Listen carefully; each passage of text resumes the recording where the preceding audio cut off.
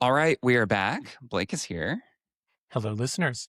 We are getting in one last episode before Pride Month, so we'll have 3 total. We have talked about all the important subjects. We have talked about love. We have talked about politics and parades. And we have one important topic left, which Yes, is David, where are the women? which is straight girls. And to help us out with that, we have found a real live straight lady who happens to also be one of our favorites and an exciting guest in her own right, Phoebe Maltz Bovy. Welcome to the show. Thanks so much for having me, and during Pride Month at that. Wow. Yes, I think Blake said in the earlier episode that we should talk about because Pride seemed like it was for straight girls or single people and their straight girlfriends. So maybe it is slightly a Pride topic. We've been stretching the definition of Pride topics, but this is a first in a number of ways. Obviously, it is our first woman friend of the pod. It is our first international correspondent from the country where we have the second most listeners, perhaps unsurprisingly, Canada. Which, congrats on Canada's first World Cup match victory ever yesterday. Wow, Are you World Cup are you I and take full appearance. responsibility, full are credit you for that. are you into that, or is that just something that's like happening in the background? I will watch soccer if it's happening in the background for the on-brand reason of what the soccer players look like, but I'm not like a big sports person. But Yeah, I'm same. happy for Canada. Yeah. Same. I love the World Cup, but I am not normally a sports follower, I would say. But we just learned before we started recording that despite your Canadian inhabitants and jobs, you are not actually Canadian. Well, I am Canadian, but that's Oh, you are. recent. I am recently Canadian. So I'm from New York City originally, but moved to Canada because of my husband's work in 2015. So I can't even claim to be one of these fleeing Trump people. This was pre-Trump. Which that's fine. You Yeah. don't want to be one of those Yeah, people. this is to her credit. Phoebe, throughout her career, has been sometimes to her disadvantage prescient. She had this great 2017 book, like critiquing the way that people self-narrativize, like issues of privilege, which came out too early to be critical of wokeness. She moved to Canada too early to resist. She critiqued wokeness too early, but she's here right on time. It is Thank you, also Blake. is also a first in the sense that for the first time we have not just 2 but 3 French PhD havers. Although What? you are literature, not history, right? Well, mine is literature and French studies because this was this thing at NYU. I applied to do history and French studies, but That's because my undergrad was that's in right. French literature, they only admitted me if I would go to literature, which That's right. was, I think I yeah. also maybe so I also went to NYU, but for a master's program and then I think I applied for the like history and French studies. I forgot they had those like joint programs there.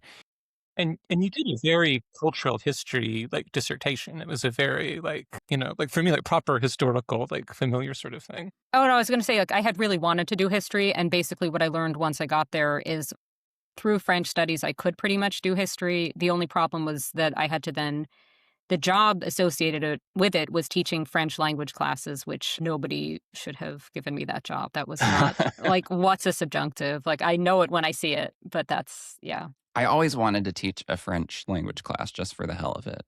I'm not sure I would have actually enjoyed it, but anyway, should perhaps before we go any further, we should introduce you properly. Phoebe is one of our favorite Substack writers.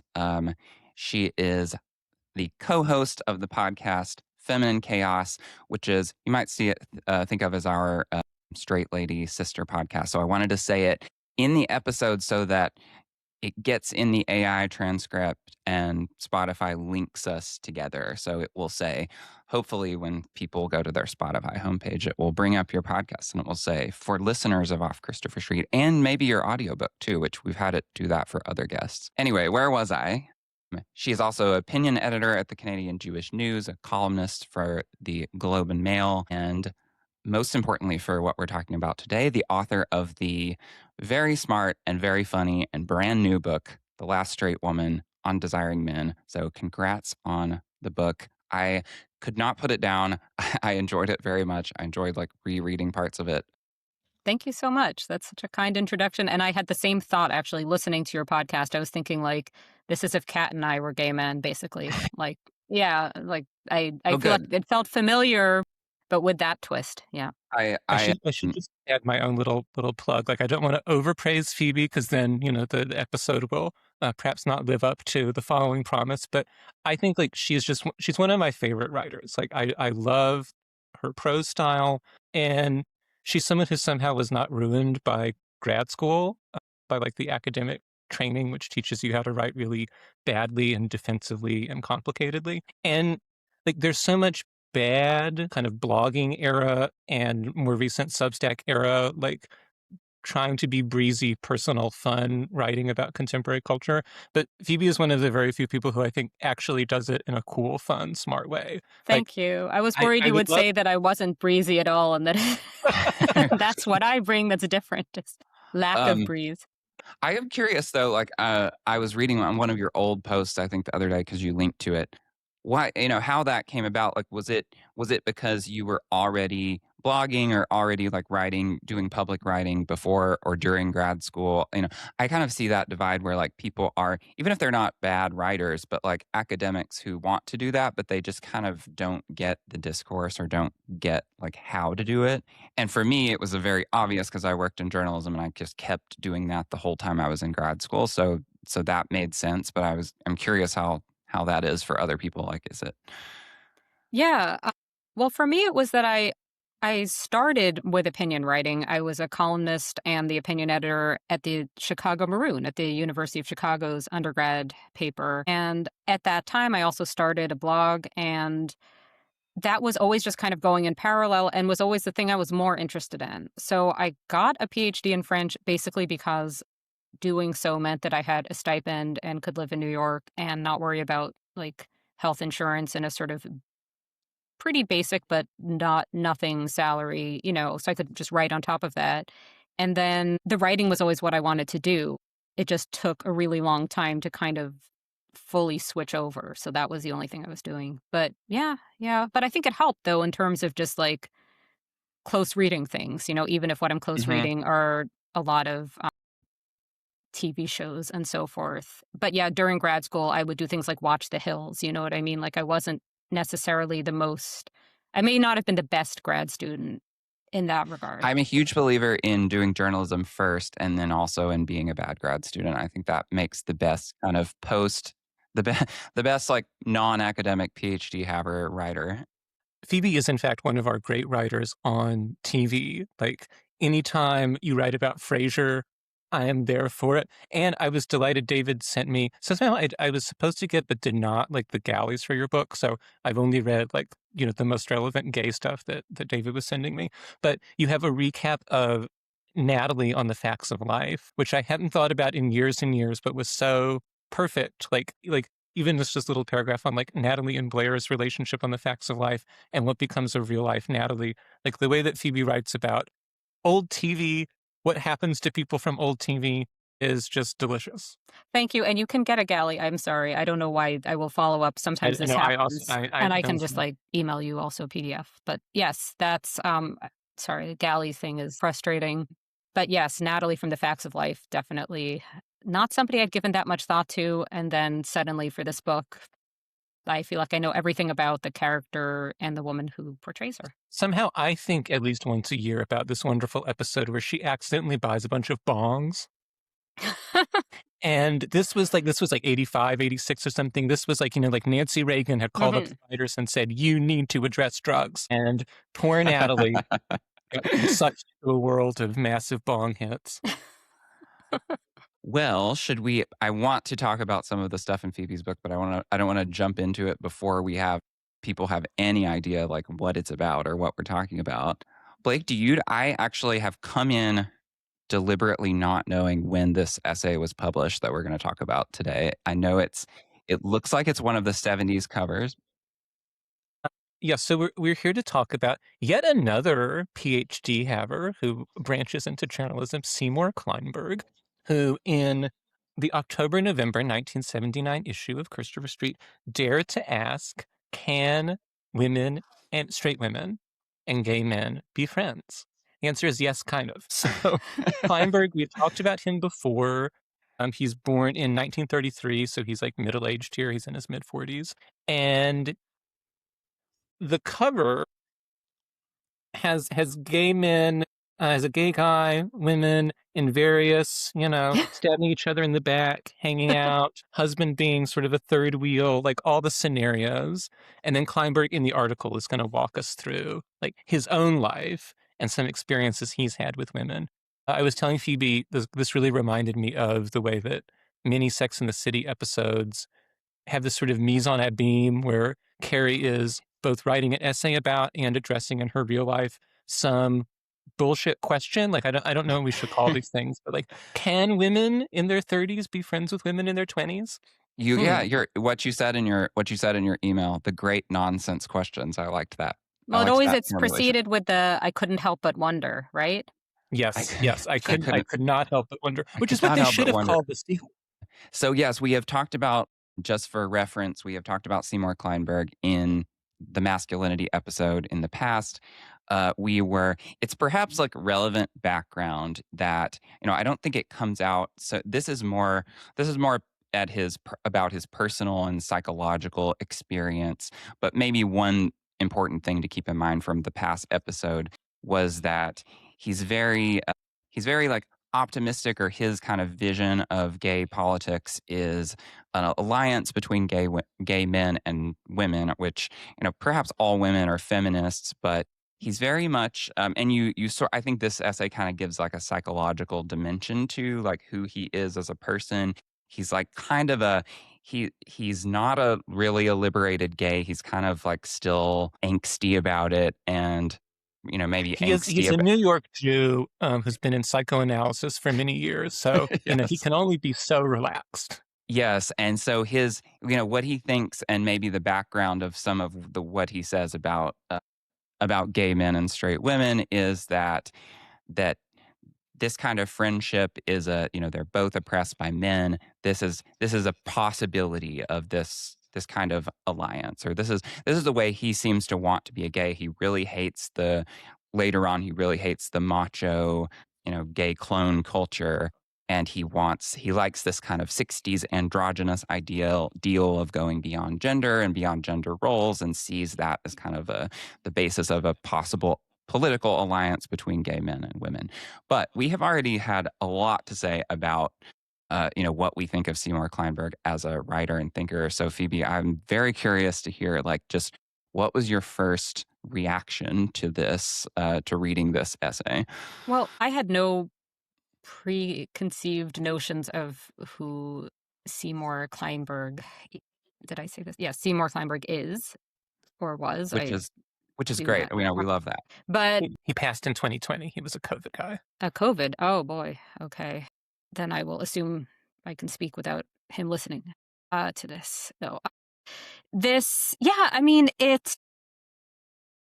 struck me, the year was the first thing I noticed, because so much has been said, written about, sort of commodified even, about like the straight woman who has like the gay male friend as an accessory, the chihuahua handbag, sort of Paris Hilton era, like the whole like my gays phenomenon, bachelorettes in gay bars. All of this would have come so much later, right? So this is, it was interesting just to see all of this unpacked when there wouldn't have been this pre-existing template for it. Because when I, for my book, was reading about, like, there was this book that I write a bit about that I thought of a lot while reading this essay.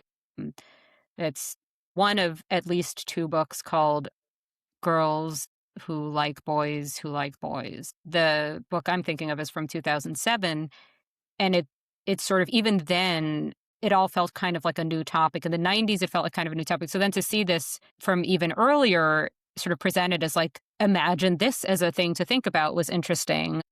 And there were parts that resonated and seemed still true, and parts that just didn't seem at all relevant to the world we live in. Like, I do think that his analysis of there being some gay men who are just like happy that they never have to deal with a woman is extremely accurate. That is a type of person. There are straight men who would love to never have to deal with a woman. There are straight women who would love to never have to deal with a man. It's not like a gay men thing. It's just some people are like that. And if you're a Yeah, gay yeah, man, you have the option, more so of yeah, doing yeah. that. So I thought that the divide between like gay men who want women in their lives and who don't seemed both accurate and not in any way Right. really specific to gay men. The stuff about like the amount of secrecy he felt probably accurately in that context he had to have about his own life with his female friends didn't seem entirely of it seemed more like of that moment, I would say. Like, I think, Right. Yeah. yeah. Yeah, I actually think a lot of this is the timing of this, especially his. So this comes out in '79 in Christopher Street. The book comes out in 1980, so that's a little bit later. But the friendship, the central female friendship that he's describing, his friendship with Sonia, it was quite, she dies in 1968, so she dies like before Stonewall. A lot of it seems to be happening in the 1950s, which is just a totally different vibe in terms of, where people or the country is at with homosexuality. And I think so that I think plays into his, that relationship and the way that he thinks about gay men and women. So it's almost dated even for the time that he's writing it, I thought. Right. So this is so he's born in the early 30s, goes to grad school in the 50s, has this really intense intellectual and kind of sublimated erotic relationship with this Holocaust survivor, Sonia, which is this feels very like, a made for TV movie. And somehow he at least is constellating them as being somehow the same and marked with a tragic singular destiny. It's very he has the Meryl Streep, Sophie's Choice has not yet come out, but he's somehow, projecting this onto her. There's kind of glamour of being this European person, this Holocaust survivor. If you would have ever read Randall Jarrell's Pictures from an Institution, this campus novel where a young scholar is fascinated by Hannah Arendt, basically. Hannah Arendt is a professor at this little college, and that oh, she plays the piano and knows multiple languages and the Holocaust. This is all somehow it's very glamorous in this weird young gay boy fascinated by old it's like anti-Mame but tragic. Yes, I was thinking it's like that. It's also like what maybe Avital Ronell would have liked to have been Yes. happening. So okay, so real talk. I'm finishing this Michael Denneny book, and second book project is supposed to be looking at gay men and their relationships with certain powerful women who are obsessed with gay men and homosexuality. And it's supposed to run Sontag to Ronell. And trying to think about how did Ronell ever get framed as a lesbian? Because she is a very horny straight woman. And has been since day one. Oh, And really? Okay. oh yeah, I forgot. Yeah, so the whole lore, she dated she dared Derrida's son, she approached in as a grad student. She's a Germanist, but she goes off to Paris for a while to get into Derrida's circle. She introduces Derrida to contemporary German philosophy. She really hooks him on Heidegger. She introduces herself to him at a party as metaphysics. So it's very mysterious woman. And then she starts having sex with his teenage son. She picks him up from high school. Uh, and Derrida doesn't know this. So she's stripping the son while courting the father. This is very Emily in Paris, but also the plot where Emily sleeps with the teenage boy and doesn't realize it. And Ronell should sue the Emily in Paris people. I think she should do that. That would be a really good thing for her to do. I did not know this backstory. All I knew was the more recent bit where she just sees an attractive gay man he and had the dubious distinction of being one of the few women to be Me Too'd. exactly. I mean, I think about this story and write about it a lot just because it's so bonkers. And the cherry on top really is that she's a lesbian. And it really does stretch the bounds of what lesbian can mean. Right. I mean, so one, Nimrod Reitman, the guy she Me Too'd, was hot. Is Yes. still hot. Yes. And I read some when I first like saw their emails, I didn't understand that Nimrod was a name that a contemporary Israeli might have, and I thought it was a weird, like, sort of humiliating term of endearment. But his dissertation, which I have not yet read, but this, will be part of it, is like on like maternal figures in German literature. So like there's something happening here. There's more to be said about the Ronell case and about what it means about fake lesbian straight women and Well, gay men. I mean, I think it says something about that. So the reason it was sort of in my mind when writing this book was like, it's the fake lesbian thing, but then that gets very much taken seriously as if there's something queer happening. And that makes it therefore Yeah. not the most garden variety straight thing, except with the twist that it's the woman who's the harasser. But also, I think there is something that comes up in this essay and in that book that I mentioned, and just in other sort of writing on this topic, where you get like, from a gay male perspective, this is a friendship with only maybe like some sort of ambiguous tensions and so forth. And then sometimes, but not always, from a woman's perspective, this is just a man, and sometimes a man she's interested in. So one thing I love in general about like Phoebe's writing and perspective is that it's very normal in her writing, and then she thus reminds us that somehow it's not very normal in our collective thinking that women are horny, that like straight women are horny, and that like that's part of them being straight and is not actually weird and transgressive and complicated. And yeah, so in this relationship, like Kleinberg and Sonia, Kleinberg is imagining that they're both these like marginal, he doesn't have access to the word queer, but sort of queer, singular, eccentric figures that like her Europeanness, her being a survivor, this makes her this like exceptional individual. He gets really disappointed later when she like marries and becomes a housefrau and has kids. Like this is less glamorous. And he doesn't seem to recognize that she's horny for him. And she tries a couple times to cure him of homosexuality by fucking him, which, in the 50s, sure, like maybe a woman, she might think she could do today. And he only very intermittently and occasionally like has the thought that like, oh, right, like she has asexuality. Yeah, I mean, I think that's really important. And also for like, why does she marry? Is it like he seems to interpret it as like defecting to the squares, as versus like, I mean, I could give from my own life. When I was like early high school, I had a lot of crushes on the only boys in my school who would talk to girls. What did those boys have in common?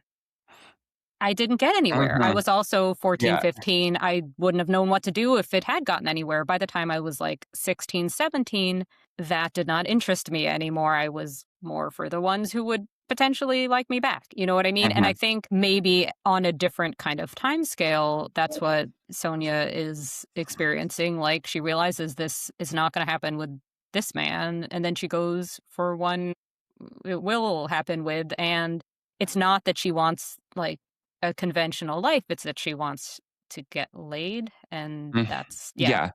yeah. Well, I'm glad you brought this I'm glad we brought this up first because I kind of thought that like so you say in the chapter of your book that is called very amusingly "Are Straight Women Gay Men," which is it's an amazing chapter. I loved it. Even the subtitles are funny. I love Grindr and the single girl. Um, but you say the expected relationship between straight women and gay men is that of platonic friends. They are meant to be easy friendships, devoid of the competitiveness that can exist between female friends, but also of sexual tension. And I kind of thought, like, one of the things I thought, yes, I think that is true. Like, if you ask most people today, they would just assume that this is kind of the gay male straight woman relationship is just a kind of a natural fit. It's super easy and simple. It's just automatically, platonic and non-sexual. But I kind of thought it was interesting that he doesn't assume that, or he does at least address kind of the possibility of sexual tension. And I wonder if did you agree with that, or did you because he says like right at the beginning he says platonic friendships between men and women where sexual issues remain ambiguous and complicated, and then later he gives this kind of like philosophical description where he says. In these friendships, once the relationship is matured, the erotic is transformed yet subtly retained. Presuming those involved are old enough are wise enough to refrain from experimentation for its own sake. The friendship then becomes imbued with a tenderness that is borrowed from romanticism, but purged of sexual tension by resignation, if not regret. So, like, resignation and regret are both, not fun emotions. So he kind of, at least to me, he kind of acknowledged that there was a potential, there was something there could be something lingering there that is like, could still be a bit painful, or that there was always kind of a charge, which I thought that was different than what most people would say. So I was curious how you read that. Well, I mean, I think that asymmetry still feels a little bit missing. And I think that that is just going back to like what Blake was saying, this kind of blind spot about in the culture, not just in this essay, but just sort of in the culture about women as desiring also, because it just, there's never like, it's not that there's tension on both sides. It's that there's one person Hmm. who could potentially. And I mean, I like the sort of zoomed out idea of like, can all these different groups be can all these different types of people be friends? It's a silly question because obviously, yes, people have all kinds of friendships. Not everybody wants to sleep with everybody of the sex or sexes they want to sleep with, right? You know what I mean? Like, Yeah, yeah, yeah. I don't really, whatever, I don't find that such a complicated question, but I think it would be asymmetric if a woman is attracted to that particular man. I mean, you get this also with all this discourse about like, why are straight women in gay bars? Why are straight women doing anything involving like Why are they watching on? Why are heated they on rival or Grinder, whatever? which is what that Yes. section is about? Yes. And I should say, I don't think there are hordes of straight women on Grindr, to No, my I don't either. knowledge. I don't I either. personally never have been. It would have never occurred to me, but it's an interesting topic because, like, the question is, well, the ones who are, what are they doing there? And I think people sort of go out of their way to find either like asexual explanations, like it's about wanting to Yes, be yeah. safe, or these kind of it's queer, like the idea that it's Yes. queer Mhm. when women watch heated rivalry, which Yes, yeah. I don't. Yeah, so that's the way I've been, like, the way I've been kind of summarizing the argument of your book to other people, is that straight women have been discoursed out of existence into being either asexual or latently queer. Is that a Mhm. great, like, one sentence summary? Better than I can do. I'm not very good at the one sentence summaries. So. I mean, not to be inordinately autobiographical, but this is making me think like, my own liberal arts college days, which like in many ways, liberal arts college is a poor setup for the rest of your life. Like my life since has not had the sort of sexual and social dimensions that it did during those 4 years. But that was the only time that I slept with women who like knew, of course, that I was gay and were like, for whatever reason, like interested in me with like including that and who like approached me and like one girl at a party said I was her physical ideal, and so then I felt like, okay, well, if somehow that's the case, hello, like no man Uh, has ever said that to me, like in those words at least. And in none of these cases I think was it a Flattery good. can get you far in life. The flattery can get you very far. So, ladies, uh, I don't know that with me it would work anymore, and it won't be a great time. I can promise you. But in part, I was thinking in those days, like 2021, oh, I'm doing something really queer and rad. This is really subversive. Like this is really like fucking with gender and sexual systems. This is so liberatory. And now looking back, I think I was just a guy having sex with a woman. So that really like that did not Okay, break so them. I have to say something on this because there is this way that people talk about like the post labels future and how wouldn't it be great if we were beyond labels, and also the whole sort of isn't everybody just a little bit bi. mhm. And I Yeah, yeah. think that maybe one reason that my writing on this topic, book included, has had like a disproportionately positive reception from gay and lesbian readers is that I'm saying, no, some people just are monosexuals. And, even if they can find within themselves the slightest glimmer of, fluidity, which like not all even can, Yeah. monosexuals are Mhm. real, and that the minute you start saying that you start doing all this sort of like post-label stuff, it's not just that you're saying that straight people can have same-sex experiences or desires. You're saying basically that gay people don't exist, and you've horseshoed yourself into something Right. Yeah, not yeah. so great. Yeah, that is exactly how I was thinking in my head of kind of what's similar about what you're doing to what we're doing is that it's not, not denying that the all the gradations exist or that maybe we should have words for them, but the identity based on or that we should be able to talk about people who just have an identity based on being attracted to men, whether we're gay men or straight women, that is probably most of us. And this trying to get rid of all labels sort of, it makes it difficult to discuss like things that we ought to discuss, which I think is like the same question, same issue that you're addressing. If we have to kind of stay in this discursive, construction that is abstract from most people's experience. Well, and I don't know, to be sort of like theory brain for a minute, we used to have like a dumb Freudian model where like sexuality and agency are masculine, and then like how women can have sexuality and be people is sort of a problem within like Freudian psychoanalysis. And, more recently, like in the past 30 years, we have a model where like sexuality itself becomes like sort of queer, transgressive, anti-normative, which then raises the question of like, well, what are straight people doing? Like, or are straight people queer somehow and they're horny? Somehow becomes a question in the way that like, are women somehow men when they're horny? And the answer has to be no to both, right? It has to be that like straight women exist and are horny. Yeah, I mean, there is this kind of baseline idea that a straight woman lacks an inner life and is just this kind of passive entity, right?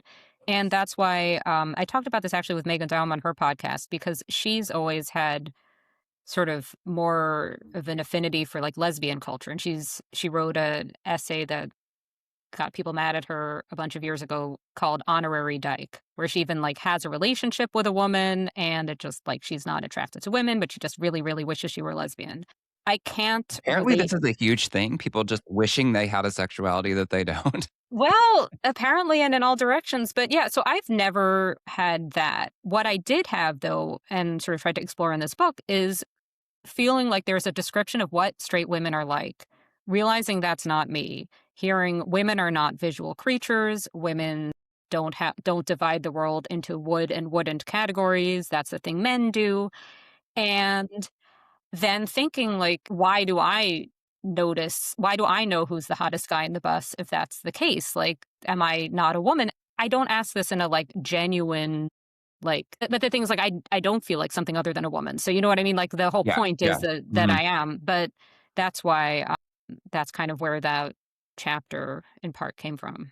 This is also like, I felt a bit weird or guilty as I've been working on the Denneny book, speculating. So, like, he's not out in his 20s and has, I don't know, sort of a weird relationship with a couple of women in his life. So, like, one, he starts this relationship with Arendt, is his PhD advisor, where she, like, kind of is flirting with him. He's her busboy at the faculty dining club. And she starts, like, chatting him up and then begins going to lunch during his shifts so she can, like, keep talking to him. And, Arendt, like, we don't necessarily think of her as a very horny woman, but she did, in fact, have lots of affairs during her life. She was both, like, Oh, kind of I do think chopped. I think of her as a horny woman. Like she was very Okay, horny, like okay. in I mean, the I think of her, like, Heidegger on German era. TV with, Yeah. like, the cigarette teeth, and, like, the Well, I mean, weird. yeah, I mean, she was like sleeping with Heidegger when she was a grad student. So like, She was sleeping with Heidegger. I mean, she continued, like, throughout her, like, 40s, yeah, 50s, and never 60s. got over it. Yeah. No. No, no, I mean, not just hung up on Heidegger, she was, like, having sex with a lot of people. Yes. And where was this going? But, I don't think they, like, actually did it, but after, like, right after she dies, he writes an essay for the New York Review of Books that they, publish about her as an erotic thinker, like, comparing her to Socrates and talking about her, like, intensely erotic personal charge, which the New York Review of Books, I guess, was not ready for. And I'd been thinking about this in terms of, like, just like Danniny being taken by a powerful older woman and, being like, maybe swept up in this. But I hadn't thought about like, right, of course, it's also very pleasurable if you're like, a 60-year-old woman, you can have like some 20-year-old college guy fascinated by you. Like, of course, that's very exciting. Well, Yeah. and normal and not in fact queer. Well, what I was going to say, so this also, not to be that person bringing up her book a lot in a podcast, but I'm going to do it. No, it's about your book. Yeah, yeah. That's kind of where my concept of frumpy but horny enters into it, because not to call a 60-year-old Hannah Arendt frumpy. She's a frump. She's a frump. We can I say think that. it's fair. She was. From the photos I've seen, She was. that seems fair. But there is this myth that female sexuality, female heterosexuality is about fundamentally wanting to be perceived of as beautiful, and that's what women get off on. That is it. That is the whole thing. It is a man finds you beautiful, wants to have sex with you. That is what turns you on. And then it makes it hard to explain these situations where you have a woman who is enjoying the presence of a man she finds attractive who she knows does not find her attractive. And you see this a lot in a bunch of TV shows that I write about, probably more than anybody wants to hear about. Doesn't really bother me, unfortunately. But that scenario sounds kind of like Well, this. I've seen you thinking about, the young Lena Dunham and her weird sort of erotic self-humiliation on the public stage, where it seemed like also maybe she's getting off on framing herself publicly as a horny, frumpy woman. But of course, men throughout time, you think of like Harvey Weinstein, like part of the sexual pleasure on his end must be that he knows he's gross. And nevertheless, he's so powerful that you will, let him jack off in front of you or whatever. Yeah, I mean, that's supposed to be outside the bounds of the female experience. And I'm not like, it's kind of a hard thing to write about, because I'm not saying, first of all, I'm not saying that that's what my own existence is. And I think that's a hard thing when I've written about frumpy but horny. People are like, but why are you, like a normal married lady who doesn't, whatever, seduce busboys or something, and it's all like, it's not that it's autobiography, and also it's not that I'm advising anyone to do something. You know what I'm not saying that like the purest form of straight relationship is to be a really unattractive woman who's going after a man who either is a straight man who's not interested in you, or a gay man who would never be interested, whatever. I'm not saying that. I'm saying that that's just a part of female sexuality too. That's all. Which I think you have like excavated as a cultural type from, TV and pop culture in a really like persuasive way, that like, this is a recurring, Thank you. theme that comes up almost like unconsciously in a way. Like It's that. just, it's so hard to write about it though, because people don't like, I've gotten responses to the book that have been kind of like, this one's for the ugly girls. And it's like, I mean, maybe, but like, that's not really the point. But yeah. Look, I mean, frumpy women are also getting, Agnes Callard at our own. I don't know if you've written about her, if she's written about you. If I had a whole passage in my book that I had to just take out for length, basically. And then I think ended up blogging at some point, where I compared the New Yorker profiles of her and of Martha Nussbaum. Yes. Because Rachel both of Aviv them, is a brilliant terrorist. yes, She is. yes. Both are about these, brilliant philosopher ladies at the University of Chicago who really love men. Both of them really, really love men. One of them, with Martha Nussbaum, it's like about her Botox. It's about how she is so disciplined. She was like jogging while pregnant or something like Her this. bare Whatever. feet in that photo. It's so surreal. But then with Agnes Callard, I mean, she's, clearly not somebody who's trying to look as much like Kim Kardashian as possible. And yet she is doing absolutely fine for herself. And she really just, in her existence, from what I can observe of it from afar, she really decouples the whole being conventionally desirable. I feel bad. Because you can't talk about this also with real people. That's another reason I think I cut it from the book, was because this is a lot easier to talk about with like TV characters, because you quickly run into the whole thing of like real people. Maybe this is as much like Kim Kardashian as she can look, and that is in fact what she's going for. I can't know. I don't think it means. I mean, most people are average looking, and that's fine. And then also, like her visual style is I mean, it's like big, weird, frumpy sweaters. It's like asymmetrical, clashy, bright. Right, yeah, Very Marimekko, a lot of Marimekko. It's Yeah. like Yeah. It's like Cartoons Haters, amazing headline. I dress for my personality, and my personality is annoying. But, there are lots of like disgusting middle-aged professors, like male, who this is the original Socrates, right? Socrates is famously ugly and turns that into a weird kind of reverse erotic charge, right? Like that means that I must be so smart to be attracted to this ugly person, right? There's a kind of weird seduction on the person who might be into you. Plus, like, your students think you're brilliant, right? Like because they're dumb. So it's an easy win. Um, One thing I wanted to say before we moved away from that topic that as usual, my thoughts are like gathering, belatedly, is about the kind of monosexual identity and categories thing. Is that like I was also, I was married to a woman for a long time. I had sex with my wife the whole time. I like enjoyed it to a reasonable degree to the point that it like kind of made me wonder like, oh, maybe I'm not actually gay, and be able to at least plausibly convince myself I was bisexual. And then once I kind of knew that I had talked myself into that. And then once I came out, it was obvious that I didn't feel that way. Although, like you said, there are glimmers there. I have like lingering curiosity. Like I could probably do it if I wanted to. But I still say, like I've talked to people about this, like I still don't identify as bisexual to me, because to me that would tell people like, oh, I date men and women, or I sleep with men They and would tell women. people you're really annoying, is what telling And I you're bisexual.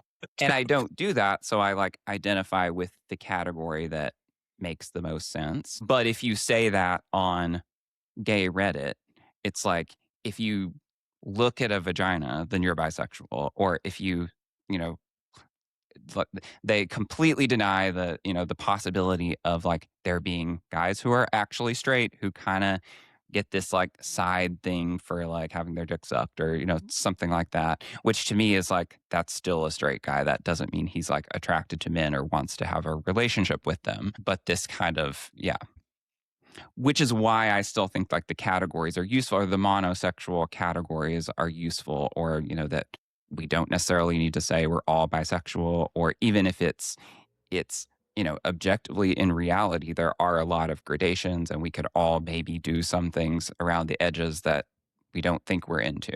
Yeah, I mean, the bisexual thing, I've written about this a bunch actually since the book, because there were these stats about how some huge percent of Gen Z women are bisexual now. And these women are often partnered with men for complicated reasons. It's not like that's not itself proof that they are not interested in women. It's easier to find male partners. But what I sort of find with this is you get instances where women especially will identify as bisexual to say something that's different from what I would think would be meant by that. So they're not saying that they have in the past or currently have women who like they must be with, and they'd be devastated if they couldn't be with that woman. What they're saying is like that they would be okay with it, mildly curious to okay with it. And to me, that just doesn't seem like a meaningful, like people, if they want to you can call yourself whatever you want to call yourself, but like, what are you telling other people? And like, what message are you conveying that's productive if you're trying to find partners or just say who you are? I think there's a wish, yeah, around like language of bisexuality or non-binariness or whatever. I'm sure people would be people are working now in the laboratory on like the new way of signaling that you have some kind of psychic interiority, right? Hmm. That like, oh, I'm with this person, or you might think I'm very normal and basic, but actually I have a wild inner life. I have multiple desires. I have a complicated erotic past. I could have a complicated erotic future, Okay, like I think we should just sort of assume that any other human being contains Yeah. multiples, is a bit of masculine and feminine in them, might And have that suffered. Yeah, and that can also, not to like monologue about myself too much, but like that was like my own. I have a piece that I haven't finished where I kind of try to explain this, like that I like invented my own kind of internal queer theory, like from first principles, where, here I am, like I did exactly what my religious family, exactly what the ex-gay people would want me to do. I married a woman, and I developed this story for myself where I was doing something like I did it knowingly. I did it knowing that I was gay. I happened to like this one woman. And so I was actually, despite appearances, I was actually this like interesting, singular individual who had kind of made my own choice and wasn't going to be told, what my sexuality was or that I was born this way. And actually, all of that was just a rationalization of my, unhappiness. I mean, this is also very Gwyneth Paltrow and the Coldplay guy doing conscious uncoupling. They're not breaking up like regular dumb straight people. They're consciously uncoupling. Yeah, I Like, mean, that's why I had fun writing about these women in the book who, like, three different cases where Megan Downs is actually one of the three who, for different reasons, decide that they're going to get involved with other women intimately in different, like, hookups or relationships, whatever. And it just doesn't work. It's not that they, like, I think whatever Kinsey spectrum, however you want to look at this is not a situation I have ever found myself in because I think I'm somewhere else on this, like, it just would not, I know this about myself that this would not have been for me. But these women are also straight. They just, and that only really became fully clear to them once they gave it a go. And I think what's interesting when you see all this discussion of female sexual fluidity is women in that circumstance get kind of counted as fluid because look, they didn't vomit when they saw another woman's crotch, And it's like neither do gynecologists, but you don't say that they're all sexually fluid. and I mean, a way that you described it a few minutes ago, where I was like, would you actually wreck your life for someone of this sex? Like, Denny has a reflection where he's like in his 20s when he's closeted, he's constantly annoyed by his straight male grad student friends who are chasing after towny bimbos, as he calls them. And he just doesn't understand because he has friendships and occasional, it seems like, sexual relations with serious intellectual women. Like it's a kind of Sonia situation. And then he comes out of the closet, moves to New York. He's like in his early 30s. And he starts like chasing after, as he puts it, like illiterate Puerto Rican boys. And he gets it. Suddenly it makes sense. Like, okay. And I feel like, yeah, this is the real test is like not could you under some circumstances make it work, but would you wreck your life for some bimbo? And then like, okay, then you're really compelled by this. I like that language better than the language I used for it in my book. But yeah, I mean, I think so. This is another thing that I write about, but like for very understandable reasons, the scholarly analysis of heterosexuality tends to come from people who are not straight because of like that's who invented studying sexual orientations. Yeah. You know what I mean? And so my book owes a debt to that work. You know what I mean? Like all of this. It does mean, though, that there is this kind of blind spot in a lot of the work that's like, that just doesn't get the sort of the stupid bit, like you're saying, and that doesn't get that when somebody is exhibiting their heterosexuality, it's not always like the head cheerleader is being with the captain of the football team to make everybody around them happy. A lot of the times it is people doing things that are they're liking the wrong person at the wrong time. What I find so strange, though, about this as a blind spot is just how much of literature is literally like star-crossed lovers, male and female. You know what I mean? Like you would think this would be something about human nature that would be more generally obvious. Well, so, I mean, David and I have talked a little bit about, like, for me, the really weird way that even within, like, gay male queer theory, it's as though there are no tops. Like, bottoming is tremendously theorized, and I don't know if it's because the theorists are themselves bottoms, or it seems like that's problematic, that needs to be explained, like how someone could be into that, but putting your dick in a hole seems like stupid, not interesting, like it goes without saying in the same way that somehow like, yeah, maybe straight people studying straightness, it doesn't feel like mysterious and complicated. But Well, actually, yeah, I was wondering as Phoebe was talking, is there a divide here between people are and like I would say like you could plot this divide on like between someone like Denny and someone like Seymour Kleinberg, people who are willing to kind of go with the stupidity and irrationality of desire and kind of like grant it and be like, oh, that's just how it is and it's kind of fun and crazy and interesting, versus the people who have to like it has to be intellectualized and politicized in some way. Like I feel like that maybe that's a divide between like the way people analyze it. Well, certainly a lot of the theory that's coming from women will be sort of the over theorized version of it, where I think there's actually a very like I was thinking about this. I was listening to one of your episodes where you're talking about the lesbian processing of relationships, and I feel like I am not a processor. Like I'm an overthinker about certain things, but like that sort of processing. But what I find in a lot of this analysis of heterosexuality coming from women, the sort of like either earlier or more recent sort of lesbian separatist type writing, is you get women who were always clearly sort of wired bisexual. You know what I mean? They always had that potential to like both. And they've decided they're only going to be with women and they've retrofitted an explanation. And I think that's kind of true of all. Like, that's why I'm very much against like I do not address the question of why do I like men? I do not think that's an addressable question. It Right. just Yeah, yeah. is. You know what I Yeah, mean? that's what I'm thinking. That's what I was talking about. Like, and I think like a lot of people like refuse to treat that as an unanswerable question, like that it has to be explained and frameworked and politicized somehow. And then argued against. I mean, I think the minute Yeah. you start saying that there's a reason, first of all, I think those are false reasons. I think people just make things up. And I think, and you see this because like I've written and I'll say like I could explain certain traits and somebody could be like, well, this woman has all those traits. And I'd be like, that's nice for her, but it doesn't matter. And you're getting into an argument. You know what I mean? You're suggesting that something that's a fact about yourself is up for debate. And I think I don't care if it's biological or not. That's not interesting to me. It's just like, is it up for debate or not? It sounds so definitive that I hate to follow up with that. Women are not up for debate. I mean, in some way, I was thinking like we could circle back to like gay men's friendship with women because in part like Kleinberg is wanting also to impute like big kind of analytical reasons about why gay men and women might be friends. And then he has these vignettes of his friendships with specific women, which seem to fit very poorly into these stories. And I think we're used to like, Or there's a lot of at best don't provide any evidence for his argument, his thesis.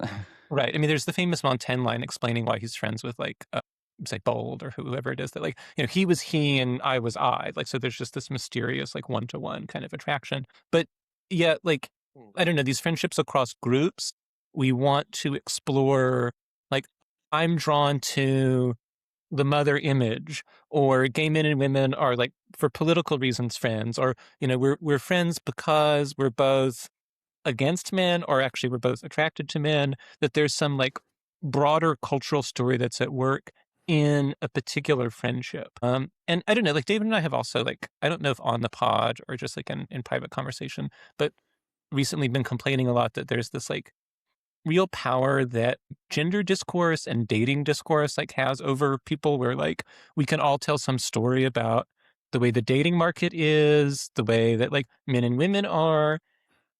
And yet when it comes time to think about any particular relationship that we have, like why we're with someone, why something didn't work out with someone, why we're friends with someone, those bigger narratives seem to like really not Mhm. connect. But nevertheless, they remain out there and powerful, and we appeal to them. Yes, I think maybe you're talking a little bit about like, and I know you've podcasted about like slop, right? Like gender slop and all of this. Yeah. And Mhm. that's something that I find very frustrating now because like the types of themes that I address in this book are now everywhere, but often in this kind of slop form of this kind of, it's great to be straight. It's okay to be straight. This kind of, but like the slop version that also has sort of tacked onto it, men are like so, women are like so, each group is Yes. like this. Uh-huh. And Uh-huh. I mean, I think you can talk about categories without reducing individual relationships to them. And like, so I talk about all these different, like in the book, I talk about all these different kind of like subtypes on screen and off of like sort of how gay men and straight women relate to each other. And like, I talk about all these things where there's like the woman who likes the man who turns out to be gay and she's in denial about it, the woman who likes the man because he's gay, all these different things. That really, really weird movie that, from 2010 with Natalie from The Facts of Life. Yes, All that of is these amazing. different things, all of these different things. But then when I think about my own friendships, they are with people who have genders, they have sexual orientations. That is not something foremost in my mind in the friendship because it's like, it's a specific person and I'm not thinking about that because I know them. You know what I mean? Like, it doesn't really matter. Yeah. I did like a mental inventory of my like different close relationships. So with my, you know, good friends, good straight male friends, my good, gay male friends, my like closest women friends are probably my mom and sisters. And Oh. it just seemed like there was no pattern that had to do with like their gender. Like a lot of my friends were, we bonded over ideas or our religious background or like processing our religious background, and then maybe we were in academia. Most of the women that I've, like women acquaintances, like I got interested in them or like wanted to talk to them because they were good writers and I admired them, or they were studying something that was related to what I was studying. And I didn't seem to see any pattern to like, oh, I'm drawn to this gender as a friend versus another. I could see some like sociological reasons why like I might have been, just we're all, in sociological ruts or streams in a society. And so that puts boys into, probably being more often friends with other boys and things like that. And then there was the fact that I was like married very young in my 20s. So like I wasn't a single guy. I had like, I was more likely it would have been maybe a little weird to have like single women friends. I had more couple friends, or I was friends with the husband first or something like that. But yeah, like I didn't see like gender being, even my straight guy friends, like I related to them about issues or like our lives and jobs, but we never like talked about our wives in a, like we were the guys talking about the women. Like that just was never the kind of relationship I had. I wish I could have been a fly on the wall for David's locker room talk, though.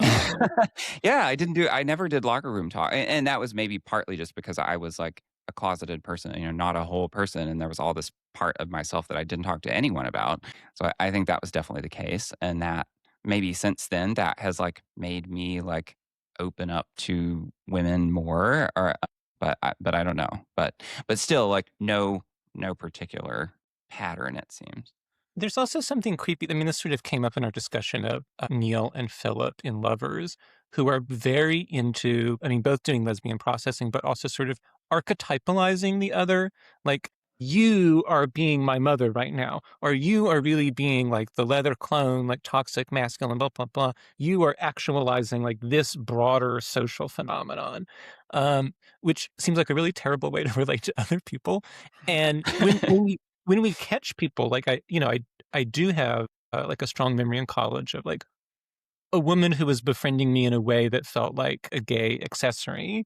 But, there's both like the feeling caught up in some like, big social frame, but then also like when you encounter people who talk about their relationships in those terms, like it feels really creepy. Yeah, like the woman who talks about like her gays, who like can use those cultural scripts in like an individual life, like that it feels really weird, right? Like it's like these are sort of somehow meant to only exist in the media sphere. And then when you try to use them to orient yourself practically, they're either useless or creepy. Okay, so two thoughts about this. First of all, I think the whole thing of my gaze and all of this, it was cringe, too offensive. I use past tense for a reason. I think it has kind of gone out because the whole ally concept Oh, yeah. has gone out Well, and now been the my replaced gays by woman is. she is some sort of something, often queer type unspecified. She's at the gay bar because she belongs there. She is a member of the same community. And there was this type of woman, or really a variety of types of women. And then I'm about to like contradict myself and be against making people in types, whatever. But like there were women who would gravitate to these environments for different reasons. And there was no, like, it was borderline erased the possibility that they might not be straight. It was just assumed they were straight, and probably a lot of time they weren't. But yeah, so that's one thing, is that sort of doesn't, that seems to be on its way out. The other is actually sort of how Kat and I met. So Kat Rosenfield and I of Feminine Chaos, she did a teen advice column around like 2017 as she was doing it. But she did it for a long time. And one of the columns was about some teenager was trying to negotiate their relationship. And it was this whole like, as a this, they had all these categories, all these demographics, dating somebody who's all of these other demographics that are more privileged or whatever. And Kat's response was basically like, you two are just like people. You know what I mean? Like you Yeah. can't sort out what's going on in your relationship on the basis of like an oppression hierarchy. That's not going to be your answer. One of you likes the other more than the other. That's what's going on. And that's kind of Which how is the greatest privilege of all, to be the more loved one. yes. So that is really like where our sensibilities, like suddenly, like we met each other just online and we started a podcast when we met in person years later. But it was clear, like in the 2010s, that's how people thought. And we were like strange for not thinking that way. Yeah. Feel like one of the great questions of our, time is trying to understand the relationship between that sphere of discourse and like the way that people live. Like it's like both real, like the discourse world is like it's real and it does impact how people think, but it's also like sometimes it just feels like it's totally, if you look at real people, it seems totally fake. Like to me, like my mom is single, she just turned 60. I have a single like sister who's 30. They've never heard of heteropessimism. They both really like men. They really like sex. Like they have none of this, like these thoughts in their head. And if you listen to Taylor Swift or Olivia Rodrigo, I sometimes think like, what is the pop music saying? And the pop music is still, starstruck for men in a lot of ways. Like, of Well, course, there's obviously, we've all forgotten about Gaylor, but that was a Taylor. real and important thing according to the New York Times. um, but yeah, like and gay stuff too, like where it's there are all these kind of slop therapy, sad dating discourses, but I just don't really see real people Well, I think necessarily the believing question, those. Like, sorry. I mean, go the ahead. thing with real people, I think what unfortunately happened starting with COVID and hasn't really reversed is just a lot of young people living their lives so much online that it changes how they even understand all of these concepts, like how they understand desire, how they understand their own identities. It's never tested, like what their orientations are, so they can kind of claim anything because they're never really in these physical spaces where Hmm. it would become Yeah. immediately apparent who they are and are not attracted to, perhaps. And I think when I would write about these topics earlier, like in the 2010s, people say, oh, well, this is just stuff happening online. But the problem is you have so many young people who that's all they know. So you got like the straight young men who imagine that they could only ever find a woman if they have like 8-pack abs. And it's like, Or a the knowledge, certain yes. facial structure. Yes. And then you go outside and that's immediately obviously false. But if you don't go outside, then what? Well, and even so, still technically alive, supposedly working on a book. Camille Paglia is also somehow going to be part of my Fag Hags project. And I've been trying to think recently about, she is like hooked on archetypal discourse, right? Like a sort of Jungian and like Harold Bloomian, like the way that men and women are, and these powerful ahistorical images that circulate, she thinks, in like literature and also in pop culture. And so I've been trying to figure out like who her actual friends are, like in her life. So like, she has like some very strong thoughts about gay men and the way that like all gay men are, which maybe are derived from like her college friend Bruce Benderson, this like transgressive writer, and being friends with this drag queen Glenn Belverio. But like, yeah, I would love to have some sort of thinking that allows us to connect like people's very strong claims about men, women, gay men, the dating world, to like, oh, you mean like your ex? Like, oh, you mean like your sister? Oh, you Like, see this on Twitter sometimes, especially like the new Twitter, the really like slop new Twitter, where a man Hmm. is giving his like real like misogynist spiel, and it's like, oh, it's your ex-wife. Like clearly, like Yeah. that's what we're talking about here. Yeah. this is also, I mean, I have yet to really test this, but Dave and I were talking like, someone was going off. Oh, Garth Greenwell was like going off about like the alienating effect of like technology, but it was like talking about iPads or something. But I feel like in general, when people say like technology or modernity, they mean that they're addicted to like weird internet porn. Like they're like there's something really specific that's being referred to. Because like when they say technology, they don't mean hair dryers and toasters, Yeah. like Or in VorChat. Yeah, or like I think, for people who are like into kind of anti-modern philosophy, like they just kind of import those terms like ahistorically from Heidegger 100 years ago, or they just have learned from. I know that's probably the case with Garth Greenwell. Like it's just this kind of superficial absorption of the discourse that I'm supposed to be against screens and phones and Avital platforms. Ronell has this great book from the late 80s, The Telephone Book, which is about how Heidegger had the telephone put in his office once he took power as Nazi rector of the university. What does that tell us? Was he really so anti-technology? And then she goes on a whole spiel about how the phone is your mother in a way, like your mother is calling through the phone. They can't make me hate her. Should we? Uh, What should final? Because Phoebe has a pride parade to get to. So I do. Yes, it's very enlightened here in Canada, at least this bit of it. So um, we don't think that friendships between gay men and women are the most moral type of friendship. I don't Is think that there the is a case? most moral type of Right. friendship. gay Uh, men can't be friends with women, but we still haven't answered whether they should. okay, well, that seems like a good place to stop since Phoebe has to get going. Thanks so much for joining us. This was super fun. It was fun to talk to you after reading the book. Everyone should go buy Phoebe's book, The Last Straight Woman. You will certainly enjoy it. Thank you so much. This was really great. I was really looking forward to this, and it came through. A lot of fun. A lot of Yes, fun. we Thanks were so too. much. Bye, everyone. Bye. Bye.